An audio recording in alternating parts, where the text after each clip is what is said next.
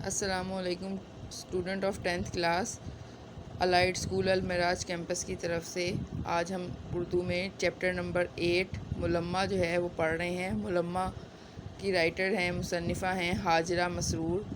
1929 میں پیدا ہوئیں اور 2012 مطلب 2012 2012 میں انہوں نے وفات پائی۔ ہاجرہ مسرور نے لکھنؤ میں ڈاکٹر تیمور علی خان کے ہاں جنم لیا۔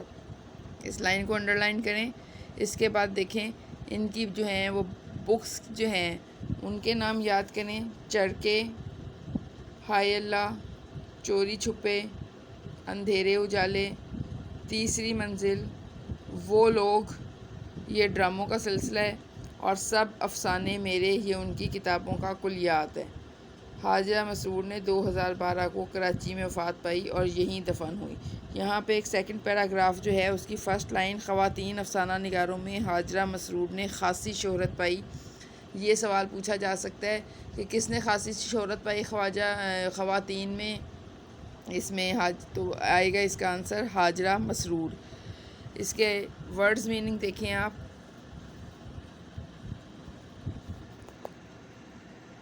اس میں ایک لڑکی کی کہانی بیان کی گئی ہے کہ جو غریب خاندان سے تعلق رکھتی تھی اور وہ اپنے چچا کی عیادت کے لیے شہر سے باہر گئی ہے۔ انہوں نے کہا کہ چچا کی طبیعت ٹھیک نہیں ہے تو ان کی خبر لینا ضروری ہے، تو ماں جا نہیں سکتی تھی تو اکیلی بچی کو بھیج دیا ٹرین پر۔ تو وہ اپنی خالہ کا برقع اور سہیلی کا جو ہے وہ چرمی بیگ مطلب لیدر کا بیگ لے کے گئی، تو اس کی مطلب لک جو آ رہی تھی وہ غریب گھرانے کی لڑکی کی نہیں آ رہی تھی، بلکہ ایسا لگ رہا تھا کہ جیسے وہ کسی امیر گھر سے تعلق رکھتی ہے۔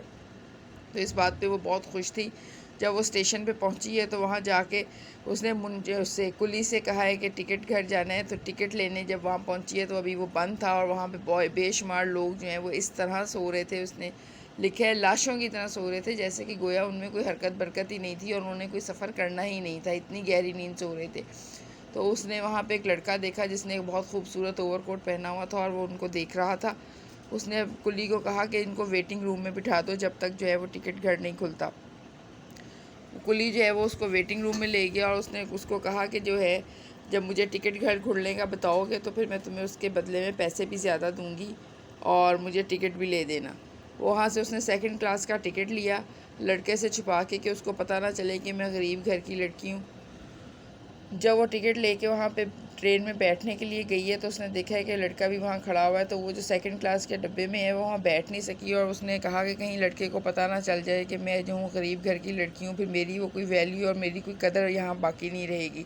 تو اس لیے وہ انسسٹ کر کے کلی کو کہہ کے انٹر کلاس ڈبے میں سوار ہو گئی، جس کا کہ ٹکٹ بھی اس کے پاس نہیں تھا، اور وہ ویسے گھبراتی بھی رہی کہ اگر یہاں پہ آ کے کسی نے مجھے چیک کر لیا تو پھر میرے پاس تو ٹکٹ یہاں کا نہیں ہے۔ لیکن خیر اللہ اللہ کر کے اس کا سفر ختم ہوا۔ جب وہ اپنے اسٹیشن پر اترنے کے لیے دروازے کے پاس آئی ہے تو اس نے دیکھا ہے کہ وہاں پہ پلیٹ فارم پہ لڑکا بھی کھڑا ہوا تھا، اس کا اسٹیشن بھی وہی تھا۔ اب اس کی کوشش تھی کہ میں جلدی سے کلی سے سامان اٹھوا کر اس لڑکے سے پہلے باہر نکل جاؤں تاکہ وہ لڑکا جو ہے وہ میرا سیکنڈ کلاس کا ٹکٹ نہ دیکھ لے۔ لیکن جب وہ وہاں گارڈ تک پہنچی ہے اس کو ٹکٹ دکھانے کے لیے تو لڑکا باہر ہی کھڑا تھا اور اس نے اس کے سیکنڈ کلاس کا ٹکٹ دیکھ لیا اور وہ وہاں سے چلا گیا۔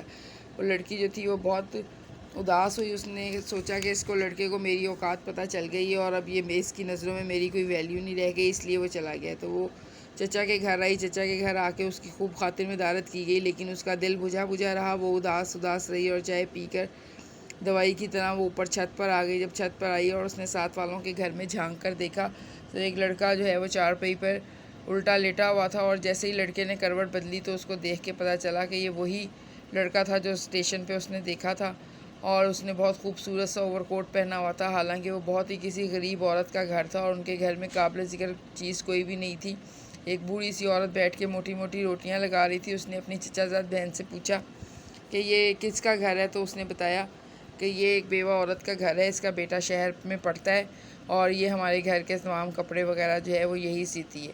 تو یہ سوچ کر اس کو خیال آیا کہ کتنی ملمہ مطلب ایک ریاکاری کی قسم کہ اپنے اوپر ایک کور چڑھا لینا، کہ کیا ضرورت ہے ہم جو ہے ایک دوسرے سے اپنی اصلیت چھپاتے پھرتے ہیں۔ وہ جس کے سامنے اپنے اوپر ملمہ چڑھا رہی تھی امیر ہونے کا، وہ لڑکا خود بھی امیر نہیں تھا۔ اس طرح اس کہانی کو آپ پڑھیں، اس کے ڈائلاگز جو ہے وہ آپ کو انجوائے کریں گے۔ اور اس کو سمجھ کے پڑھیں گے تو اس کا خلاصہ لکھنے میں جو ہے وہ کوئی مشکل پیش نہیں آئے گی۔